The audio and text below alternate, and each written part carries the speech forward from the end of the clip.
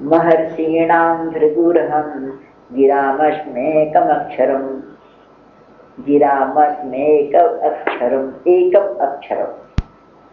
यज्ञानां जप यज्ञोस्मि स्थावराणां हिमालयः। भगवान कहते हैं अर्जुन, जितने महर्षि हैं उनमें भृगु मैं। भृगु का चिन्ह है भगवान की छाती पर, भृगु लता पर, भृगु मैं हूं। जितने शब्द हैं मतलब गिरा, वाणी, वाणी से जितने शब्द उच्चारण होते हैं सारे शब्दों में एक अक्षर मैं, ओंकार। एक अक्षर मतलब अकार, अशब्द सबके पूरे वर्णमाला में अशब्द है, चाहे हिंदी में हो चाहे अंग्रेजी में, कोई भाषा में हो, अशब्द सबके अंदर व्याप्त है। अबिना कुछ नहीं, अ निकाल लो तो कोई अक्षर नहीं है। तो कहते हैं एक अक्षर ओंकार जो है वो मैं सब शब्दों में।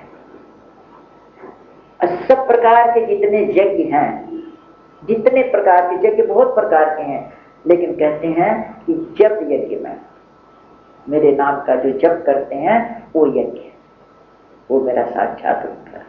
न इसमें सामग्री चाहिए, न कुछ व्यवस्था चाहिए, न कोई स्थान का, कोई स्थान पर हो, कुछ नहीं चाहिए, तो सबसे बड़ा यज्ञ।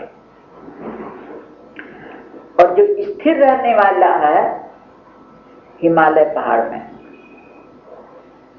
हिमालय भगवान का साक्षात स्वरूप है। अश्वत्थ सर्ववृक्षाणां देवर्षीणां च नारदः, गंधर्वाणां चित्ररथः, सिद्धानां कपिलो मुनि। और जितने वृक्ष हैं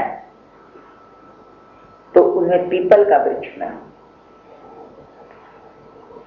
पीपल के वृक्ष के बहुत से गुण बताते हैं, बहुत गुण बताते हैं। पीपल में, पीपल एक तो सबसे बड़ा गुण होती है कि 24 घंटा ऑक्सीजन देता है, जीवन देता सबको। तो इसका बताते हैं, अनुभवानंद जी सुना रहे थे कि भाई देखो भगवान का वैसे तो सब जगह रूप है, लेकिन विशेष विशेष बता रहे हैं। मान लो गुस्सा भी आया हुआ है, कहीं जा रहे हैं, रास्ते में पीपल का पेड़ दिख गया, अरे कन्हैया लाल खड़े हैं प्रणाम, थोड़ी देर गुस्सा शांत हो जाएगा, कन्हैया लाल खड़े हैं। तो जो विभूति विशेष विशेष है उनको देख करके भगवान की याद आ जाए तो मनुष्य का मन एक बार स्थिर हो जाता है। तो इसलिए अर्जुन ने पूछा ना किन सारे जगत में मैं कैसे आपकी भावना करूं, कोई विशेष विशेष बताइए। तो बता रहे हैं कि पीपल में वृक्षों में पीपल का वृक्ष मैं हूँ, जितने देवर्षि हैं उनमें नारद मुनि मैं हूँ, जितने गंधर्व हैं उनमें चित्ररथ में हूँ, भगवान का मित्र भी था चित्ररथ। जितने सिद्ध हैं उन सिद्धों में कपिल मुनि में, कपिल अवतार हुआ भगवान का, गंगा सागर में का दर्शन।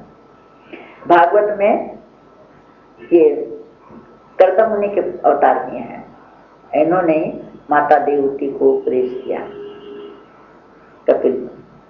कपिल अवतार भगवान का। उच्चै सर्वसमश्वानां वृद्धि मामृतोद्भवम्, ऐरावतं गजेन्द्राणां नराणां च नराधिपम्। हे अर्जुन,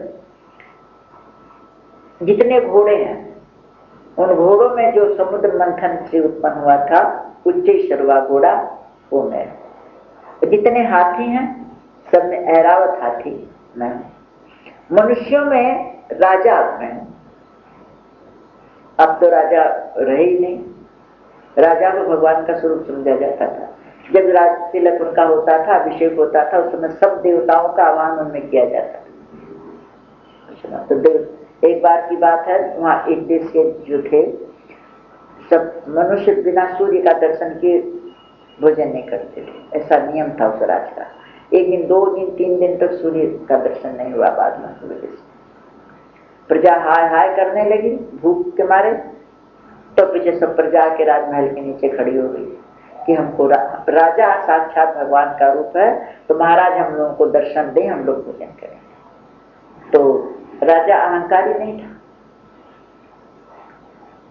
कितने इसमें वर्णन आता है भागवत जी में कि बेन जो दुष्ट हुआ है, जब उसको राज तिलक दिया गया, तो जब उसको सब देवताओं का आह्वान किया तो उसको घमंड हो गया कि मैं भगवान हूं।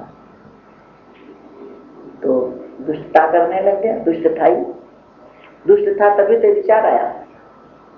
कोई भगवान का नाम मतलब भगवान मैं हूँ, जग मेरे बेनाये न मैं स्वाहा करके जग करो, फिर उसका देवता ऋषियों के हुंकार से वो मरा, तो पृथ्वी पीछे मतलब कथा भागवत की है। तो फिर राजा अभिमानी नहीं था, तो राजा ने सोचा ये तो काम ठीक नहीं है, तो अब प्रजा दुखी हो रही है, वो भी नहीं बर्दाश्त हो रहा है, और अपने को भगवान समझता भी नहीं है राजा। तो फिर वो रोने लगा राजा महल में, और भगवान से बहुत प्रार्थना की कि भगवान इन लोगों की आप रक्षा करो, इन लोगों का जो श्रद्धा है उसको आप संभालो।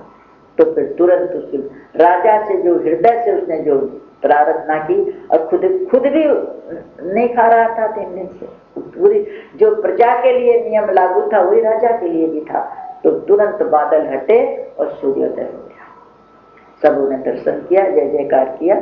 इस तरह से भगवान कहते हैं कि राजा मैं हूँ, राजा के अंदर जो शक्ति है वो मेरी शक्ति है।